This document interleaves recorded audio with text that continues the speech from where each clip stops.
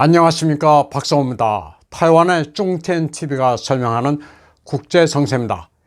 이 채널은 친중 성향이기는 하지만 팩트 자체는 냉정하게 보고 있습니다. 미국의 바이든, 러시아의 푸틴, 우크라이나 젤렌스키의 최근 언행들을 간략히 소개하는데 상당히 흥미롭습니다. 우선 바이든을 보면 아주 황당합니다. 젤렌스키가 전 세계를 돌아다니면서 화상연설로 각광을 받아 스타가 되는데 나도 스타가 돼야 되겠다. 틱톡 계정을 개설해서 젊은 층을 사로잡겠다고 말했다는 겁니다. 틱톡이 미국에서 폐해보다는 이점이 더 많다면서 이참에 바이든 팀을 만들어 보겠다는 꿈에 부풀어 있습니다. 세 사람 가운데 가장 진지한 인물로 소개되는 것은 푸틴뿐입니다. 푸틴은 돈바스 혈전에 대비해 병력을 3배 증강시켰고 시리아의 도살자란 별명을 가지고 있는 드보론니코프 대장을 등판시켰다고 이 앵커는 소개하고 있습니다. 우크라이나는 젤렌스키가 한 말은 아니지만 우크라이나가 미국에 이어 세계 2위의 강대국이라는 쿨레바 외교부장의 발언을 소개했습니다. 우크라이나는 싸우면 싸울수록 강해지고 있으며 러시아군은 키예프를 함락하지 못할 것이다. 수도를 함락하지 못하니 할 수 없이 대규모 병력을 우크라이나 동부로 돌려 진공하고 있다는 입장을 소개했습니다.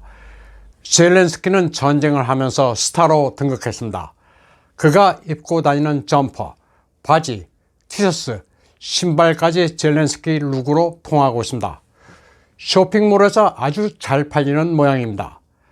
젤렌스키가 키예프 대통령궁에서 포즈를 취하고 찍은 사진도 그럴듯합니다. 젤렌스키 뒤에는 모래주머니가 쌓여 있습니다. 결사항전을 의미하는 세트로 보이는데 사진 촬영 시점은 러시아군이 철수한 이후입니다. 우크라이나 사태는 이상한 점이 많습니다. 블라디보스톡에 있는 러시아 극동 연방대학의 아르점 루킨 교수는 4월 9일 있었던 보리스 존슨 영국 총리와 젤렌스키의 회담에 주목했습니다.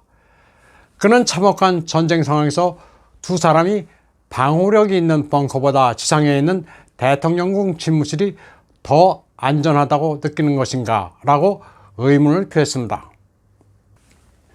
젤렌스키는 한국 국회에도 화상으로 등장해 지원을 호소했습니다. 그는 한국이 장갑차, 대공, 대전차, 대함 무기를 가지고 있다면서 무기 지원을 요청했습니다. 그러면서 한국도 1950년대에 6.25 전쟁을 겪고 수많은 민간들이 목숨을 잃었지만 국제사회의 도움으로 이겨냈다면서 연대를 호소했습니다. 한국이 국제사회의 도움을 받은 것은 맞습니다. 그런데 6.25 당시 우크라이나는 북한의 남침을 지원한 소련에 속해 있었습니다. 연대를 호소하면서 한 역사 인용이 맞는지 모르겠습니다.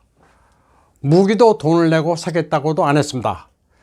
전쟁의 비극을 겪고 있는 우크라이나인들을 안타깝게 여기는 것은 인지상정입니다. 그러나 현실은 냉정하게 봐야 합니다. 젤렌스키의 요청을 수용해 무기를 지원하게 되면 한국은 러시아의 적이 될 수 있습니다. 구호 물자와 비전투 군용 물자를 지원하는 것으로도 충분합니다. 일본의 경우 북방 영토와 관련해 러시아와 감정적 앙금이 있어 노골적으로 우크라이나 편을 들고 있지만 우리는 러시아를 적으로 돌릴 필요가 딱히 있는지 모르겠습니다. 일본은 중국 외에 러시아와도 본격적으로 대립하면서 그 부담이 이만저만이 아닙니다. 한때 격감했다가 다시 잦아지고 있는 러시아의 군사적 움직임에 일일이 대응해야 합니다. 우리는 중국이 서해까지 넘보고 있는 마당에 러시아까지 적으로 만들 이유가 별로 없습니다. 국제 정치에서 없던 적을 하나 더 만드는 것만큼 바보짓은 없습니다. 극동 러시아 연방대학의 아르점 루킨 교수는 젤렌스키의 한국 국회 연설을 두고 일본이 좀 예외적이지만 아시아는 우크라이나에 그다지 관심이 없다는 또 다른 신호라고 해석했습니다. 그리고 한국 정부가 미국의 압력 때문에 대러시아 제재에 참여하고 젤렌스키의 국회 연설을 허용했지만 우크라이나에 대한 무기 지원은 꺼려하고 있다고 진단했습니다. 아르점 루킨 교수는 또 평균적인 한국인들은 동유럽의 전쟁보다는 킹크랩 같은 비싼 해산물의 가격이 폭락한 것에 반응을 보이고 있다는 점도 주목했습니다.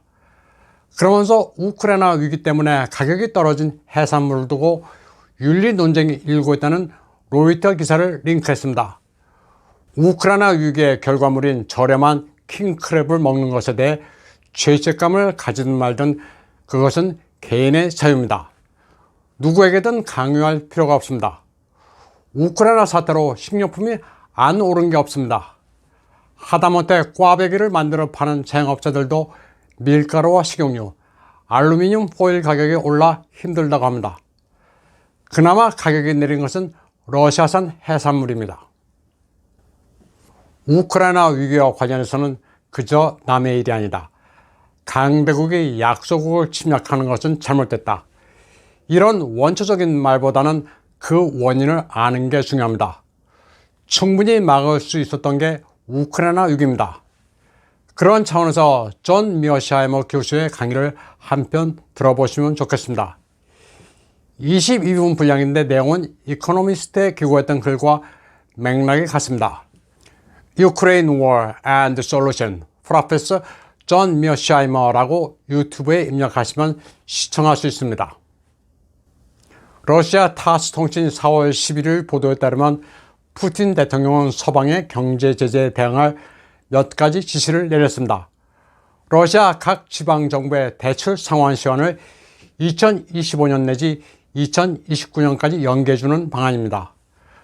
또 건설회사는 대출 규모도 늘려줌으로써 인프라 건설 프로젝트를 효율적으로 시행할 수 있도록 했습니다. 아울러 러시아 기업이 받는 충격을 줄여주기 위해 정부의 자국 기업 상품 구매를 늘릴 것도 지시했습니다. 푸틴은 또 자국 시장에서 상품과 의약품 등의 공급과 공공교통의 코스트를 안정적으로 유지하라고 말했습니다. 4월 11일 러시아 중앙은행장 엘비라 나비울리나는 러시아의 황금과 이민폐 비축량이 충분해 경제가 다시 성장 궤도에 오를 힘이 있다고 밝혔습니다. 나비울리나는 러시아의 통화 정책은 물가 안정과 경제 구조 조정에도 이바지할 것이라고 말했습니다. 한편 푸틴 대통령은 4월 10일 모스크바에서 5,500km 떨어진 극동 아무르주에 나타났습니다.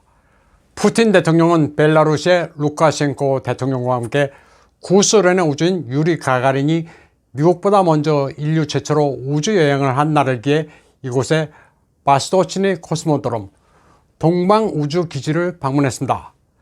그 옛날 미국을 이긴 유리 가가린을 상기시키듯 푸틴 대통령은 러시아는 고립되지 않을 것이라고 말했습니다.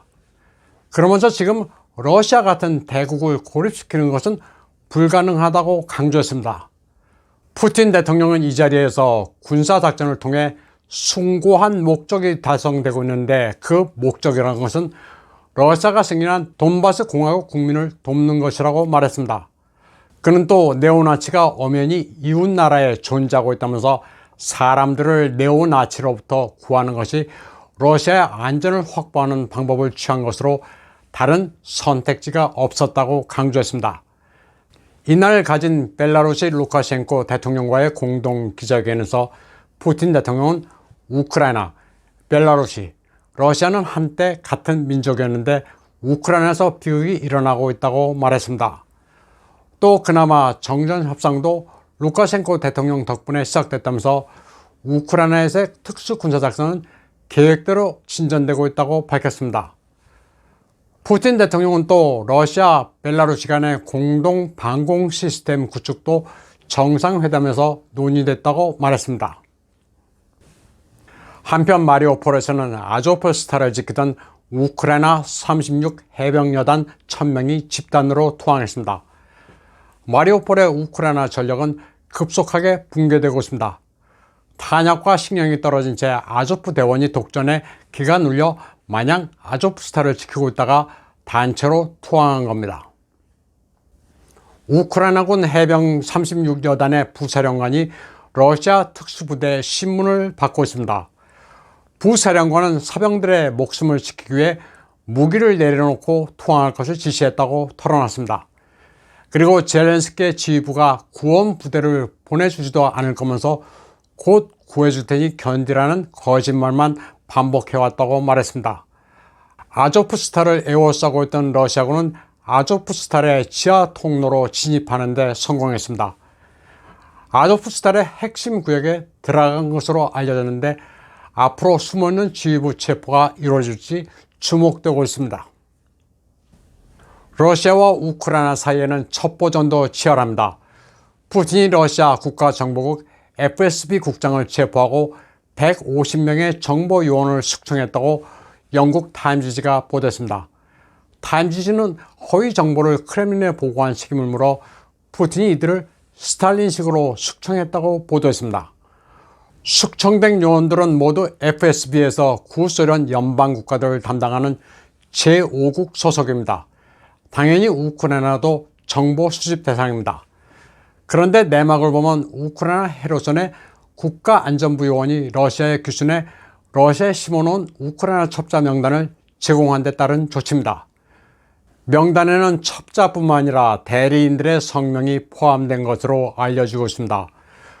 러시아에 귀순한 우크라이나 정보요원은 우크라이나의 동방정교와 코사크 커뮤니티를 담당하던 요원으로 전해졌습니다.